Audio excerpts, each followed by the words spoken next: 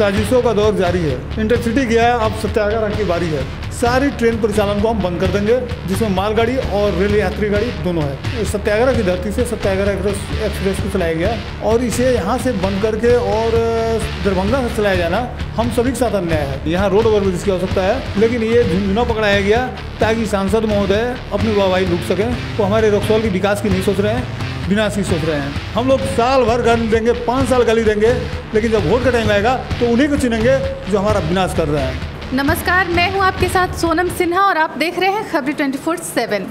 और इस वक्त हमारे स्टूडियो में हमारे ख़ास मेहमान हैं रंजीत सिंह, जो कि समाज सेवी हैं। तो आइए इनसे बातचीत शुरू करते हैं। सर, सबसे पहले तो आपका बहुत बहुत स्वागत है हमारे स्टूडियो में। जी, आपके चैनल से संपूर्ण भारतवासियों को मेरा प्रणाम। सर, वैसे तो रक्सौल चारों तरफ से समस्याओं से घिरा हुआ रहता है, यहाँ समस्याओं की कमी नहीं है, बट आजकल ट्रेन को लेकर काफ़ी समस्या चल रही है। हाल ही में आपने सुना होगा सत्याग्रह एक्सप्रेस, जो कि रक्सौल से प्रस्थान करती थी और नई दिल्ली तक जाती थी, उसे दरभंगा से प्रस्थान करने की बात की जा रही है। जी, ऐसा सूचना हमारे पास भी आया और अगर ये सूचना सही है तो ये रक्सौल वासियों के साथ अन्याय हो रहा है। चंपारण की धरती से, सत्याग्रह की धरती से सत्याग्रह एक्सप्रेस को चलाया गया और यहाँ के टोटल चंपारण वासियों के लिए चलाया गया और इसे यहाँ से बंद करके और दरभंगा से चलाया जाना हम सभी के साथ अन्याय है। इसका हम भरपूर विरोध करते हैं और अगर ऐसा होता है तो आने वाले दिनों में सारी ट्रेन परिचालन को हम बंद कर देंगे, जिसमें मालगाड़ी और रेल यात्री गाड़ी दोनों है। इसके पहले भी सर कोरोना का हवाला देके और इंटरसिटी एक्सप्रेस को यहाँ से बंद कर दिया गया था।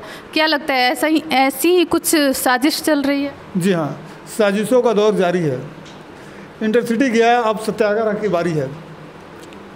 हम लोग रक्सौल में जहाँ हैं, एक सीमावर्ती क्षेत्र है, अंतर्राष्ट्रीय शहर है, लेकिन हमारे नेताजी लोग इसको पूरी तरह से उपेक्षित करके रख दिया है। ना रोड, ना नाला, ना ट्रेन, ना हवाई जहाज़, सिर्फ सब्ज बाग दिखा रहे हैं, सपने दिखा रहे हैं। ये लोग भ्रष्ट हैं। ये लोग, इन लोगों को बीच बाज़ार में खड़ा करके पूछा जाना चाहिए कि 20 सालों में हमें क्या मिला, 25 सालों में हमें क्या मिला। ना रोड है, ना बिजली बत्ती है ढंग से, ना ही ट्रेन का परिचालन है। आज ये बड़ी लाइन होने से पहले लगभग 9 जोड़ी ट्रेन चला करती थी रक्सौल से नरकटियागंज सिकटा के लिए। आज 1 जोड़ी हो गई है। रक्सौल का ज़िला मुख्यालय मोतिहारी है, वहाँ के लिए कम से कम 6-7 गाड़ियाँ थी। आज कितनी गाड़ियाँ हैं, हमारे जनप्रतिनिधियों से पूछा जाना चाहिए। सर, और हाल ही में आपने देखा होगा माननीय सांसद महोदय और हमारे बिहार प्रदेश अध्यक्ष भी हैं वो भाजपा के, उन्होंने रक्सौल में ओवरब्रिज की बजाय लाइट ओवरब्रिज का जो ये उद्घाटन किया है। जिस प्रकार एक बच्चा जब रोता है, जिद करता है किसी चीज़ के लिए और उसे लॉलीपॉप पकड़ा दिया जाता है, क्या लगता है ऐसा ही कुछ हुआ है? जी हाँ, ऐसा ही हुआ है। ये लाइट वेट ओवरब्रिज जो था स्टेशन के सामने आसपास के लिए था, जिससे डंकन के लोग और 6 वार्ड सहित अनेकों पंचायत के लोग जुड़कर इसका फ़ायदा उठाएं। और दोनों 33 और 34 पे रोड ओवरब्रिज पास है, उसको न बनवा के इसको बना के लॉलीपॉप थमाया गया है। आज भी हमारे पेशेंट पूरे रक्सौल के जिन्हें डंकन में जाना है या डंकन साइड से SRP आना है, वो लोग ढाले में घिरे रह जाते हैं और एम्बुलेंस के अंदर दम तोड़ देते हैं। यानी कि हमारे पेशेंटों का, हमारे मरीजों का, हमारे भाई बंधुओं का, हमारे जनप्रतिनिधियों को कोई आवश्यकता नहीं है। उनको सिर्फ अपने लॉलीपॉप पकड़ा कर इन्हें झुंझुना थमा देना है, वही काम कर रहे हैं लोग।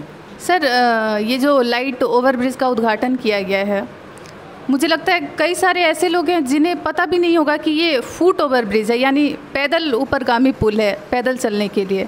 और इस पर लोग, आप देख रहे होंगे, बाइक चल रही है, ई-रिक्शा और भी गाड़ियां चल रही हैं। तो ये तो खतरे का मतलब एक इससे खतरा और भी बढ़ गया है। ये एक्सीडेंटल ओवरब्रिज है और इससे खतरा हमारे बढ़ा हुआ है। कुछ दिन पहले हमारे पत्रकार, जो बुजुर्ग पत्रकार हैं, बड़े भाई हैं, विजय गिरी जी भी एक्सीडेंट कर गए थे। आने वाले दिन में ये एक्सीडेंट बढ़ेगा, क्योंकि जब ट्रेन क्रॉसिंग में रहेगा और ढाला बंद होगा, उस वक्त उस ओवरब्रिज पे जाम का माहौल बन जाएगा, क्योंकि ऊपर की गाड़ी नीचे नहीं आ पाएगी और नीचे की गाड़ी ऊपर नहीं चढ़ पाएगी। तो निश्चित है कि एक्सीडेंट बढ़ना है। और ई रिक्शा, टांगा, छोटी छोटी गाड़ियाँ जब उस पर चढ़ेगी, दोनों साइड से गाड़ी आएगा तो गाड़ी को आगे बढ़ पाना संभव नहीं होगा, वो जाम की स्थिति बढ़ जाएगी वहाँ। तो रक्सौल में आपको क्या लगता है कि क्या इसी ब्रिज की ज़रूरत थी? जी नहीं, यहाँ रोड ओवर ब्रिज की आवश्यकता है, जो कि हमें डायरेक्ट इस पार से उस पार लाए और पहुँचा दे। लेकिन ये झुंझुना पकड़ाया गया ताकि सांसद महोदय अपनी वाहवाही लूट सकें, और वही कर रहे हैं। वो हमारे रक्सौल की विकास की नहीं सोच रहे हैं, विनाश की सोच रहे हैं। सर, मेन रोड की भी अगर बात करें, आप देख रहे होंगे कि जो डिवाइडर का काम शुरू किया गया है, लेकिन आपको क्या लगता है क्या ये सफल रहेगा? क्योंकि रोड का जब तक चौड़ीकरण नहीं होगा, अतिक्रमण नहीं हटेगा, आपको क्या लगता है ये सफल रहेगा?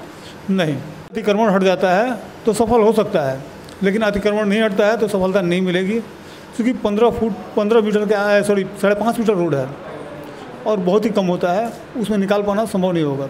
15.5 मीटर है, 15.5 मीटर है रोड। अगर दोनों साइड रोड सही बन जाता है तब तो निश्चित है कि हम लोग आगे बढ़ जाएंगे।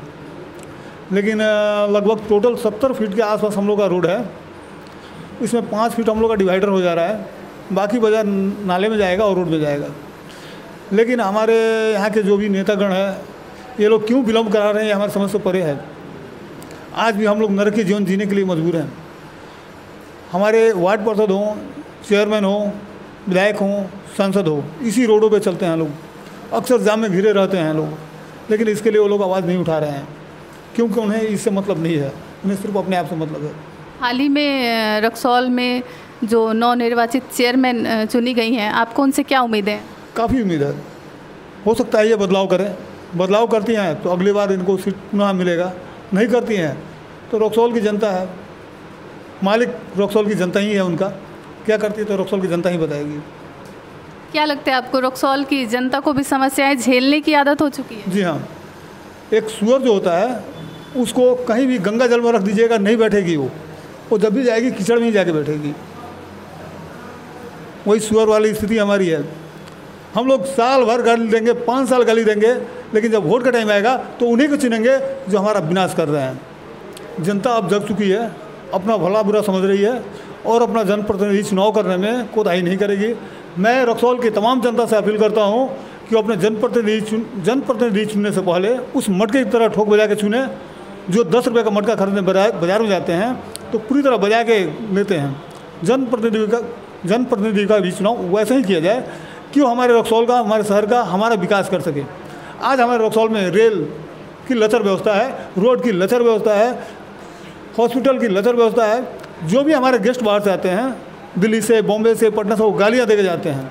इससे बचने के लिए जनप्रतिनिधि का चुनाव अच्छे ढंग से किया जाए। सर, लगातार यहाँ के जनप्रतिनिधियों द्वारा, विधायक, सांसद द्वारा वादे किए जाते हैं, लेकिन 30 वर्षों में रक्सौल में कुछ भी बदलाव नहीं हो पाया है। अभी हाल ही में माननीय विधायक ने भी जीत के बाद कहा था कि हॉस्पिटल की व्यवस्था बिल्कुल सुदृढ़ होगी, लेकिन क्या लगता है आपको, अपनी बातों पर वो कितना अटल कर पाए? माननीय विधायक महोदय 6 महीने का टाइम लिए थे, देख लीजिए कितना टाइम हो गया। यहाँ तो वादे किए जाते हैं तोड़ने के लिए, वादे कर रहे हैं, तोड़ेंगे। 6 महीना में नहीं, 6 साल में तो बनेगा। फिर अगला वादा करने के लिए समय तो होना चाहिए। कर रहे हैं वादे। सर, हाल ही में आपने ये भी देखा होगा कि प्रधानमंत्री के योजना के तहत गरीब असहाय लोगों को ये 5 किलो राशन का जो पैकेट बांटा जा रहा है, आपको क्या लगता है ये योजना कितनी सफल है? 100% असफल है। मेरे साथ घूमिए, हम दिखाते हैं असहाय लोगों को कितने लोगों को राशन मिला है। चलिए मेरे साथ, हम दिखाते हैं असहाय लोगों को जिनके पास खाना खाने के लिए पैसा नहीं है, राशन नहीं है।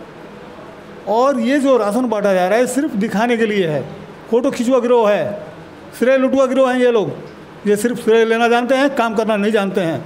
काम करते रहते तो रक्सौल के दुर्दशा नहीं रहता है। हम जैसे लोगों को आंदोलन पर नहीं उतरना होता। हम एक जागरूक नागरिक हैं, नेता नहीं हैं।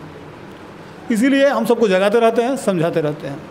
सर, हमारे स्टूडियो में अपना कीमती वक्त देने के लिए आपको बहुत बहुत धन्यवाद। आपको भी बहुत बहुत धन्यवाद।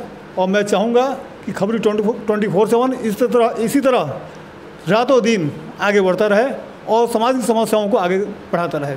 धन्यवाद।